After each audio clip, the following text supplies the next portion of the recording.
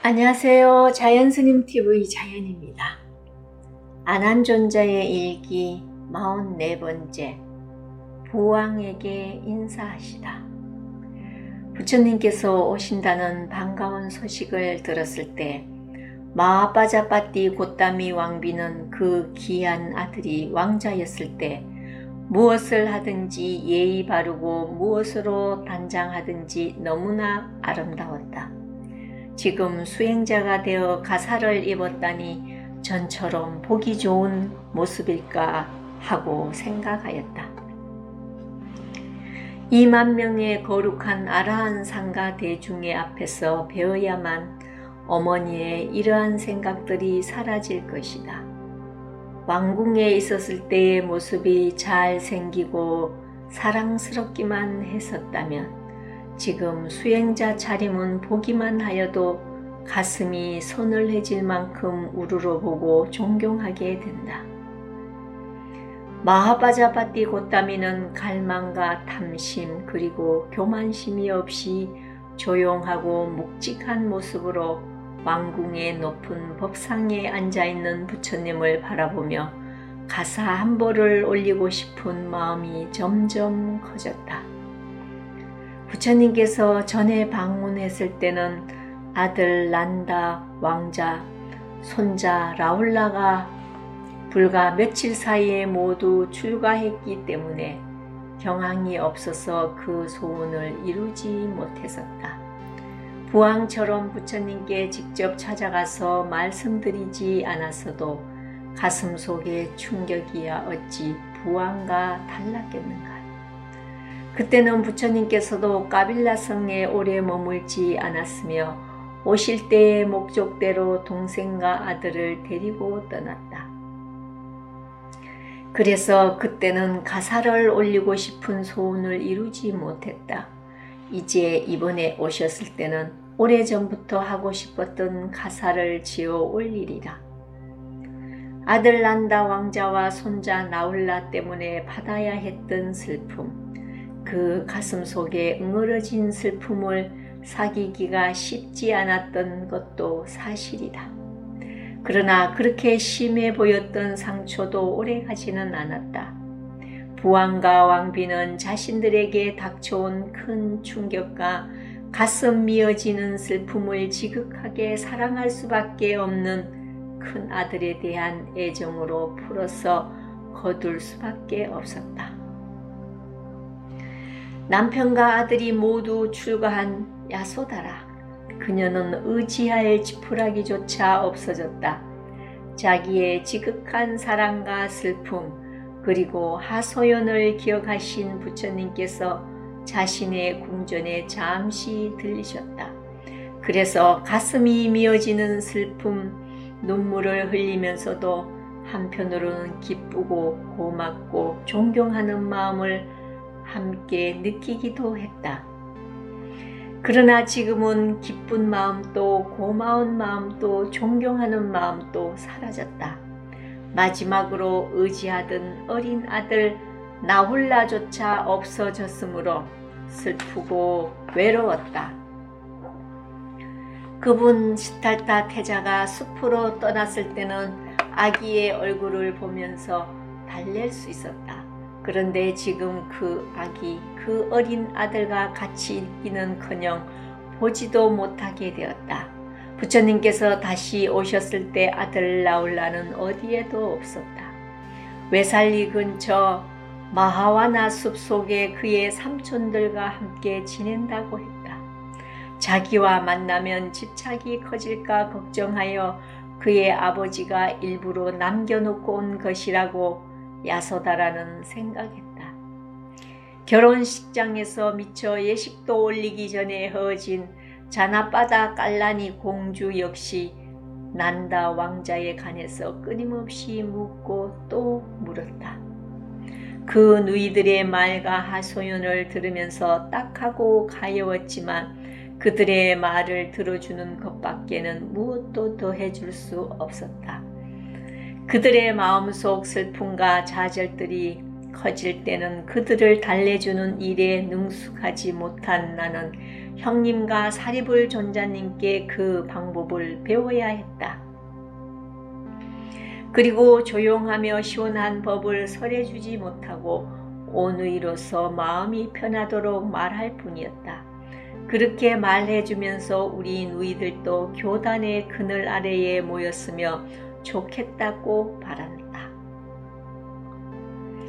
내가 사가족 친척들을 보러 자꾸 가야 했던 것은 부처님을 위해서 만들고 있는 가사 때문이었다. 부처님께서 입으실 가사를 만들 때 마하빠자빠띠 고따미 왕비께서는 가지고 있던 부드러운 비단을 보시하고 싶지 않았다. 그렇게 하는 것은 너무 성의 없는 것이라고 생각했다. 자기가 직접 키웠던 아들 부처님을 위해서 자기가 직접 실을 잡고 배틀에 올라 짜서 만든 천으로 가사를 지어 입히고 싶었다. 그러한 소원으로 좋은 목화를 직접 따서 실을 골라내고 가늘고 고운 실을 직접 뺀 다음 배틀에 올라 천을 짰다. 그리고 꽃처럼 노랗게 빛나는 가사가 되도록 물들였다. 왕비께서 자기의 소원대로 배를 짜고 가사를 지으며 즐거워하고 있는 동안 부왕 숫도다나께서는 왕자에 앉아 계셨다. 연세가 80이 지나 90이 넘은 육신은 괴로웠으나 마음은 괴롭지 않고 평온했다. 그분의 육신은 늙음 병듦의 길을 지나 죽음의 길로 향해 갔지만 마음은 늙음과 병듦과 죽음에 벗어나 진리에 잘 머물고 있었다. 부처님과 상가 대중 스님들께 공양 올리는 일을 뺀 나머지 모든 일은 다른 이에게 넘겨주고 수행을 하며 스스로 편안히 지냈다. 나는 평생 잘 늙으신 분을 여러 분 만나 보았다. 잘 늙는 분들은 얼굴의 살이 점점 줄어들기는 하지만 살아온 생애에 대한 만족의 그림자들이 죽을 때까지 어려있다. 저물기 직전의 햇빛처럼 밝고 깨끗하다. 백부 숫도다나께서도 그렇게 잘 늙으신 분이다. 세상의 법칙에 어긋남이 없이 늙어가는 몸 때문에 마음이 괴롭거나 상할 일은 전혀 없다. 부처님께서 주신 니빠나의 진리를 대상으로 시간을 보낸다. 그분이 계시는 넓은 방에 들어갔을 때 백부님께서는 왕자에 조용히 앉아서 법을 즐기고 계셨다. 현재의 행복에 조용히 들어가 즐기시는 그분께 방해를 드릴 이유가 없는 나는 가만히 돌아 나왔다. 지금 아들 부처님께 가사를 올리는 의식을 준비하고 보시할 가사와 왕비가 행차할 길은 미리 준비되어 있다. 그러면 누구와 같이 가서 보시 공양을 올려야 하나? 마하빠자빠띠 고따미께서는 부왕을 모시고 같이 가고 싶었으나 감히 모실 수 없었다. 그분께 방해를 드릴 수 없었다. 육신의 늙음으로 인해 많은 시간을 고통받고 있는 백부님께 현재 얻은 법 속에 그대로 계시게 하고 싶기 때문이다. 그래서 이 교단의 기록에 남을 가사를 올리는 행사에는 사가 종족의 여자들만 참석하였다. 맨 앞에 마하빠자빠띠 고따미께서 가사를 담은 상자를 머리에 이고 그 다음 사가 왕족의 여자들, 다음에는 시자들이 잘 차려서 단장하고 따랐다. 성한 남녀노소들의 칭송을 받으면서 그들 한 무리가 절에 도착했다. 부처님께 드리려고 이렇게 새 가사를 만들었습니다. 제가 목화를 고르고 실을 빼서 실을 잡고 배틀에 올라서 짠 다음 물들이고 키웠습니다. 저를 연민히 여기시어 이 가사를 받아 주십시오. 오랜 날 정성으로 만들어 온 가사를 두 손으로 받들어 올렸다. 그렇게 두 손을 높이 올려 아들 부처님께 자랑스럽게 드리고 싶었다. 그런데 부처님은 손을 두 무릎 위에 가만히 올린 채 보시를 받으시지 않았다. 마하빠자빠띠 고타미께서 정성을 들여 만들고 지금 올리고 있는데도 고타미 상가 대중에게 보시하십시오. 상가에게 보시하면 곧 나 열애에게 보시하는 것이 됩니다. 이 세상에 가장 큰 보시를 받으실 수 있는 부처님께서 말씀하셨다.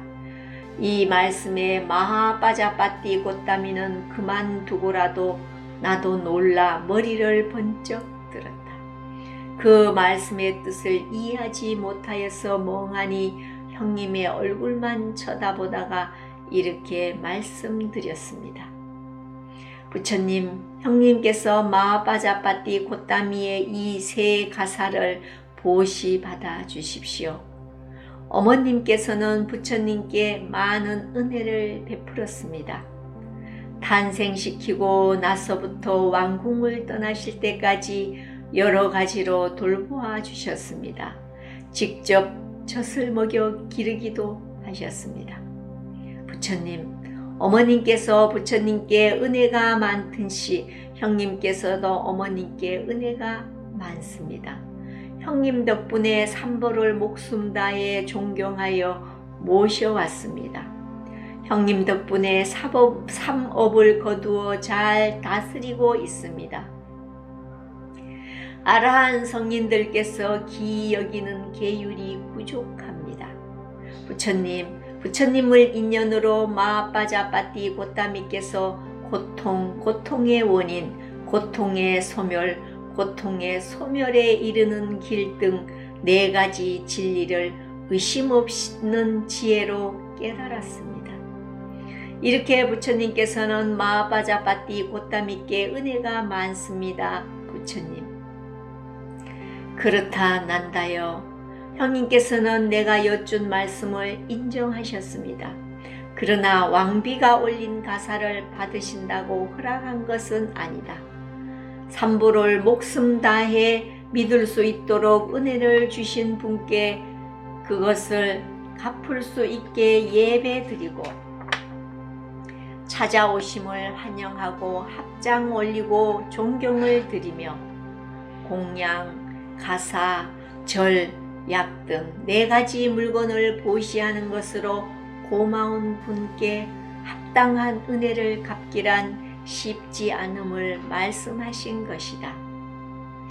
세 번이나 거절당한 왕비는 부처님께 보시할 기회를 얻지 못하고 상가 대중 스님들께 가사를 올리고 돌아갔다.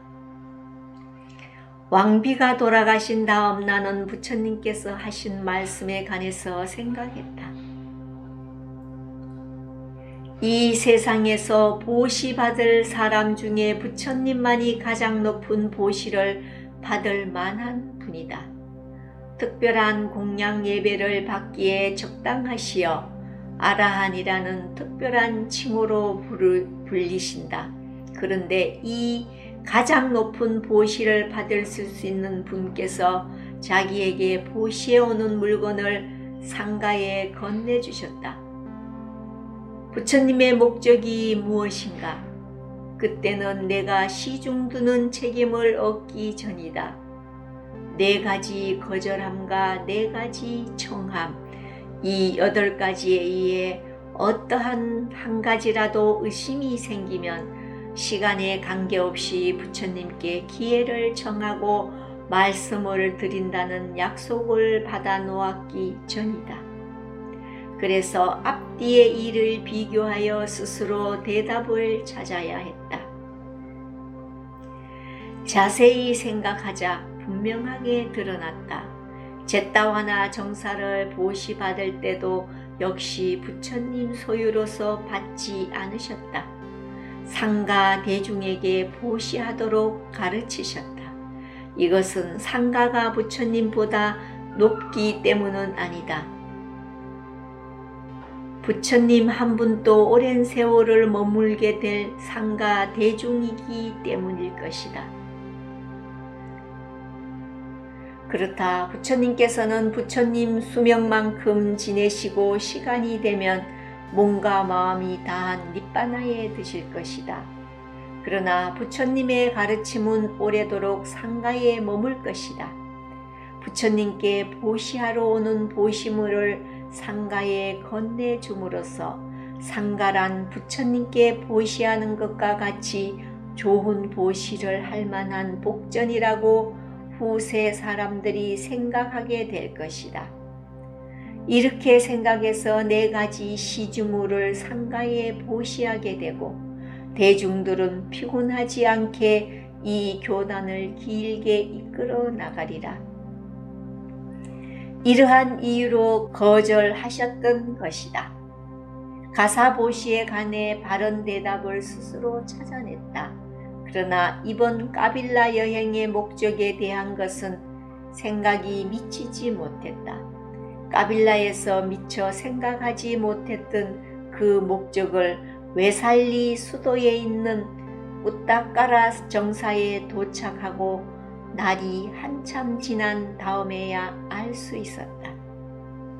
부처님의 아버님, 나의 백부님 수토다나 대왕께서 왕의 위엄을 나타내는 하얀 일산 아래서 아라함가를 체험하신 다음 태어남이 끝나고 모든 고통이 사라진 곳으로 가셨다. 까빌라 여행은 부왕께 마지막으로 인사하기 위함이었다. 부왕에게 인사하시다. 자연 스님이었습니다. 감사합니다.